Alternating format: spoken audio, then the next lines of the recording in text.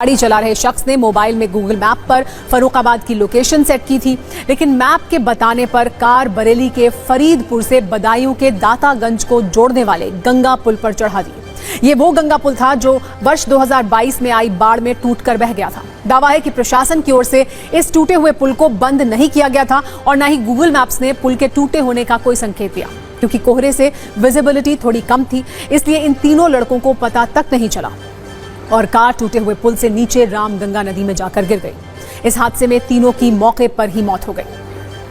अब हम आपको एक एनिमेशन ग्राफिक के जरिए ये समझाने की कोशिश करते हैं कि बरेली में यह हादसा कैसे हुआ। जैसा हमने कि आपको बताया, सड़क पर विजिबिलिटी थोड़ी कम थी, इसीलिए दिल्ली से फर्रुखाबाद जा रहे इन लड़कों ने गूगल मैप्स की मदद ली, लेकिन मैप एप्लीकेशन पर आंख बंद करके भरोसा करने की कीमत इन तीनों ने अपनी जान देकर चुकाई, क्योंकि कार सीधे पुल से नीचे गिर गई। इस घटना का एक और दर्दनाक पहलू यह है कि कार में मौजूद ये सभी लड़के अपनी बहन की शादी में जा रहे थे। इनमें 2 सगे भाई थे। रविवार को बहन की शादी थी, लेकिन उसी दिन घर में बेटों की मौत की खबर पहुंची तो हर कोई टूट गया। नेविगेशन सिस्टम से मौत का सच जानने के लिए हमारे संवाददाता ग्राउंड जीरो पर पहुंचे तो देखा कि 3 किलोमीटर लंबे और टूटे हुए पुल पर कोई बैरिकेडिंग नहीं थी। मतलब ये कि इसमें प्रशासन की लापरवाही भी जिम्मेदार है।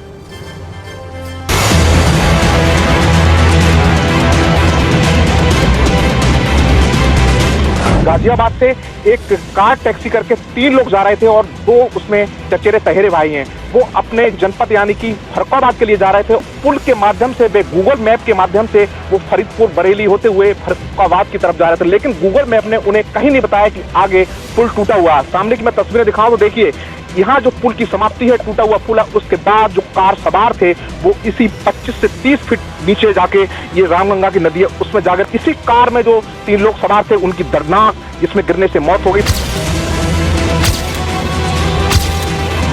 जो पुल था उसके सामने कोई भी, यहाँ देखिए तस्वीरों दिखाऊं एक बार, कोई भी बैरिकेडिंग नहीं किया गया। जिस तरफ से पुल आता उधर भी कोई बैरिकेडिंग नहीं किया गया था। जो कार सवार थे उन्हें कोई अंदाजा नहीं हुआ, वो गूगल मैप के सहारे चल रहे हैं कि आगे पुल भी टूटा हुआ होगा।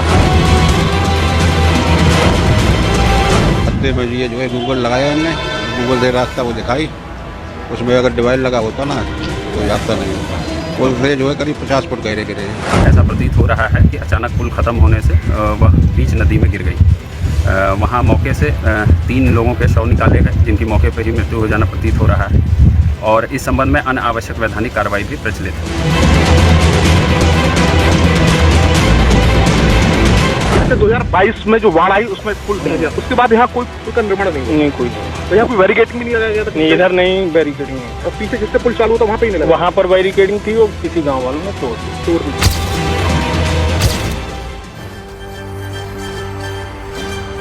हैरानी की बात यह है कि जिस मैप एप्लीकेशन का आप सब इस्तेमाल करते हैं, उसकी गलती से पहली बार किसी की जान जाने के आरोप नहीं लगे हैं।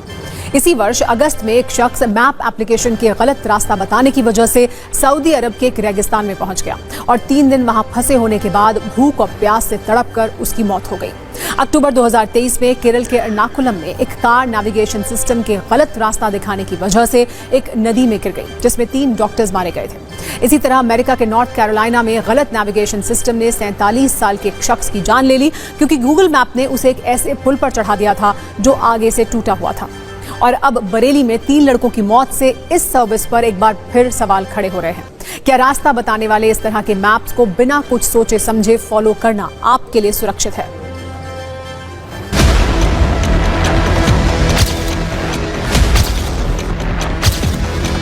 हमने भी गूगल मैप डाल के देखा है और एक बार अपने दर्शकों को दिखाना चाहूंगा। देखिए, जब हमने यहाँ पर गूगल मैप किया तो इस पर कहीं पर भी पुल पर यानी कि रास्ते में अवरोध दिखाई नहीं दे रहा है और सीधा ये शाहजहांपुर फतेहगंज पूर्वी की तरफ जाते हुए इसमें गूगल मैप में स्पष्ट दिखाई दे रहा है और कहीं पर भी गूगल मैप ये शो नहीं कर रहा है कि आगे रामगंगा नदी है। सामने की मैं तस्वीरें दिखाऊं तो देखिए किस तरह से जो हादसा हुआ था और इसी पुल से गूगल मैप के माध्यम से जो आ रहे थे कार सवार, वो इसी नीचे नदी में 25 से 30 मीटर की जो खाई नदी है उसमें गिर जाते हैं और गूगल मैप लगातार उनके लिए साफ रास्ता दिखा रहा था।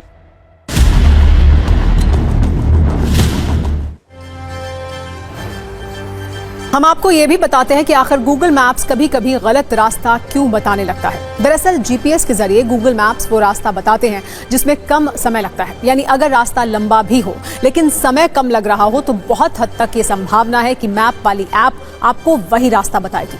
लेकिन सड़क अच्छी है या खराब, ये जानकारी ऐप पर कभी अपडेट होती है, कभी नहीं होती है।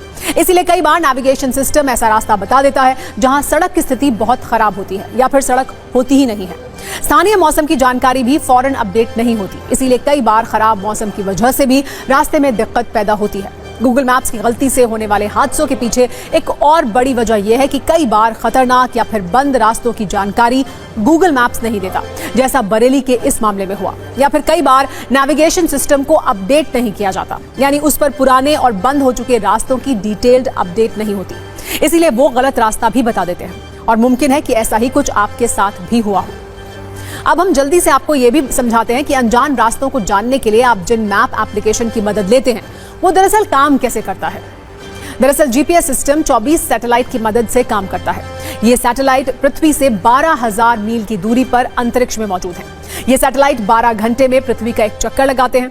जब हम अपने फोन से किसी लोकेशन यानी जगह के बारे में सर्च करते हैं तो सबसे पहले सैटेलाइट के सिग्नल पृथ्वी पर आते हैं। इस सिग्नल को आपके फोन का रिसीवर पकड़ लेता है और जीपीएस से लोकेशन की जानकारी मिलने लगती है। सबसे खास बात यह है कि जीपीएस सभी प्रकार के मौसम में लगातार 24 घंटे काम करता है। जीपीएस की शुरुआत यूएस डिपार्टमेंट ऑफ डिफेंस द्वारा की गई थी, लेकिन आम लोगों के लिए जीपीएस का इस्तेमाल साल 1983 में शुरू किया गया था।